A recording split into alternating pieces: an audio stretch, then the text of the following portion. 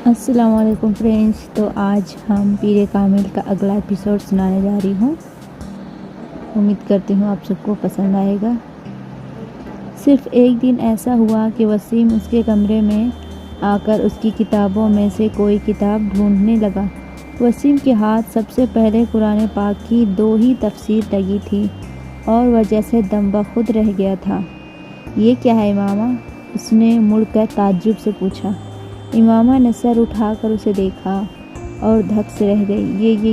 ये कुरान पाक की तफसीर है, उसने एकदम अपनी ज़बान में होने वाली लड़खड़ाहट पर काबू पाते हुए कहा।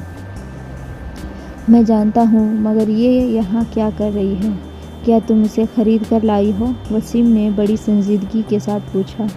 हाँ, मैं इसे खरीद कर लाई हूँ, मगर तुम इतना परेशान क्यों हो रहे हो?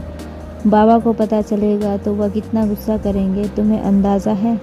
हाँ, मुझे अंदाज़ा है, मगर मुझे ये कोई इतनी काबिल एतराज़ बात नज़र नहीं आती। आखिर तुम्हें इस किताब की ज़रूरत क्यों पड़ी? वसीम ने किताब वहीं रख कर पूछा।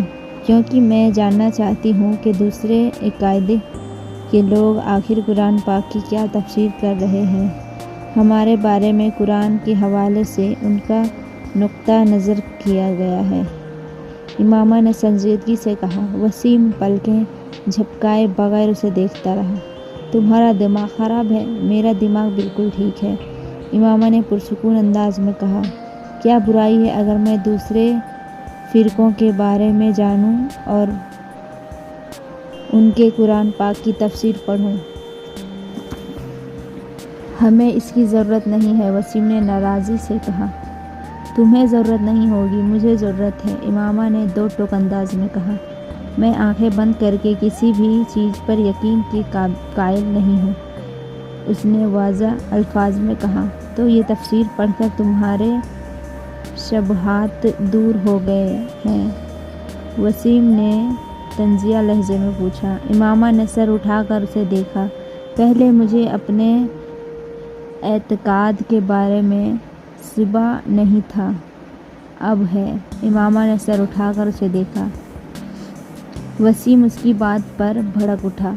देखा, इस तरह की किताबें पढ़ने से यही होता है। मैं इसीलिए तुमसे कह रहा हूँ कि तुम्हें इस तरह की किताबें पढ़ने की कोई ज़रूरत नहीं है। हमारे लिए हमारी अपनी किताबें काफ़ी है। मैंने इतनी तफसीर देखी है, कुरान पाक के इतने तर्जुमे देखे हैं। हैरानी की बात है वसीम, कहीं भी हमारे नबी का ज़िक्र नहीं है। हर तफसीर में अहमद से मुराद मोहम्मद सल्लल्लाहु अलैहि वसल्लम को ही लिया जाता है, हमारे नबी को नहीं। और अगर कहीं हमारे नबी का ज़िक्र है भी तो नबूवत के एक झूठे दावेदार के तौर पर, इमामा ने उलझे हुए अंदाज में कहा। ये लोग हमारे बारे में ऐसी बातें नहीं करेंगे तो और कौन करेगा? हमारे नबी की नबूवत को मान लेंगे तो हमारा और उनका तो इख्तिलाफ ही ख़त्म हो जाएगा। ये कभी भी अपनी तफासिर में सच नहीं शाया करेंगे, वसीम ने तल्ख से कहा। और जो हमारी तफसीर है, क्या हमने सच लिखा है उसमें? क्या मतलब? वसीम ठटका। हमारे नबी दूसरे पैगंबरों के बारे में गलत ज़बान क्यों इस्तेमाल करते हैं? वह उन लोगों के बारे में अपनी बात करते हैं जो उन पर ईमान नहीं लाए, वसीम ने कहा। जो ईमान ना लाए, क्या उसे गालियाँ देनी चाहिए? हाँ, गुस्सा का इजहार तो किसी न किसी सूरत में होता है, वसीम ने कंधे झटकते हुए कहा। गुस्सा का इजहार या बेबसी का? इमामा के जुमले पर वह दम बखुद उसे देखने लगा। जब हज़रत ईसा अलैहिस्सलाम पर लोग ईमान नहीं लाए तो उन्होंने लोगों को गालियाँ तो नहीं दी। हज़रत मोहम्मद सल्लल्लाहु अलैहि वसल्लम पर लोग ईमान नहीं लाए थे तो उन्होंने भी किसी को गालियाँ नहीं दी। मोहम्मद सल्लल्लाहु अलैहि वसल्लम ने तो उन लोगों के लिए भी दुआ की जिन्होंने उन्हें पत्थर मारे, जो वही कुरान पाक की सूरत में हज़रत मोहम्मद सल्लल्लाहु अलैहि वसल्लम पर नाजिल हुई है। उसमें कोई गाली नहीं मिलती, और जिस मजमूए को हमारे नबी अपने ऊपर नाजिल सीधा सहीफ़ा कहते हैं, वह गालियों से भरा हुआ है।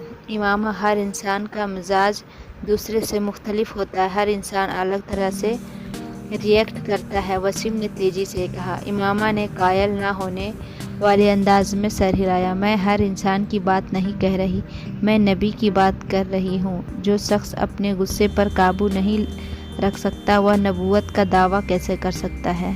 جس شخص کی زبان سے گالیاں نکلتی ہوں اس کی زبان سے حق و صداقت کی بات نکل سکتی ہے۔ وسیم، مجھے اپنے مذہب اور عقیدے کے بارے میں الجھن سی ہے۔ وہ ایک لمحہ کے لیے رکی۔ میں نے اتنی تفسیر میں اگر کسی امت نبی کا ذکر پایا ہے تو وہ حضرت عیسیٰ علیہ السلام ہے، اور میں نہیں سمجھتی کہ ہمارے نبی حضرت عیسیٰ علیہ السلام یا مسیح موعود ہے۔ نہیں، یہ وہ نہیں ہے جن کے آنے کے بارے میں قرآن پاک میں ذکر ہے۔ اس بار اس نے اپنے الفاظ کی خود ہی پر زور تردید کی۔ تم اب اپنی بکواس بند کر لو تو بہتر ہے، وسیم نے ترس لہجے میں کہا۔ کافی فضول باتیں کر چکی ہو تم۔ فضول باتیں؟ امامہ نے بے یقینی سے اسے دیکھا۔ تم کہہ رہی ہو میں فضول باتیں کر رہی ہوں؟ مسجد اقصیٰ اگر ہمارے شہر میں ہے تو پھر جو اتنے سینکڑوں سالوں سے فلسطین میں مسجد اقصیٰ ہے وہ کیا ہے؟ ایک نام کے دو مقدس جگہیں دنیا میں بنا کر خدا تو مسلمانوں کو کنفیوز نہیں کر سکتا۔ مسلمانوں کو چھوڑو، یہودی، عیسائی، ساری دنیا اس مسجد کو قبلہ اول تسلیم کرتی ہے۔ اگر کوئی نہیں کرتا تو ہم نہیں کرتے، یہ عجیب بات نہیں۔ امامہ، میں ان معاملات پر تم سے بحث نہیں کر سکتا۔ بہتر ہے تم اس مسئلے کو بابا سے ڈسکس کرو، وسیم نے اکتا کر کہا۔ ویسے تم غلط کر رہی ہو، اس طرح کی فضول بحث شروع کر کے میں بابا کو تمہاری یہ ساری باتیں بتا دوں گا، اور یہ بھی کہ تم آج کل کیا پڑھ رہی ہو۔ وسیم نے جاتے جاتے دھمکانے والے انداز میں کہا۔ وہ کچھ سوچ کر الجھے ہوئے انداز میں اپنے ہونٹ کاٹنے لگی۔ وسیم کچھ دیر ناراض کا اظہار کر کے کمرے سے باہر چلا گیا۔ وہ اٹھ کر کمرے میں ٹہلنے لگی۔ وہ ہاشم مبین سے ڈرتی تھی اور جانتی تھی کہ وسیم ان سے اس بات کا ذکر ضرور کرے گا۔ وہ ان کے رد عمل سے خوف زدہ تھی۔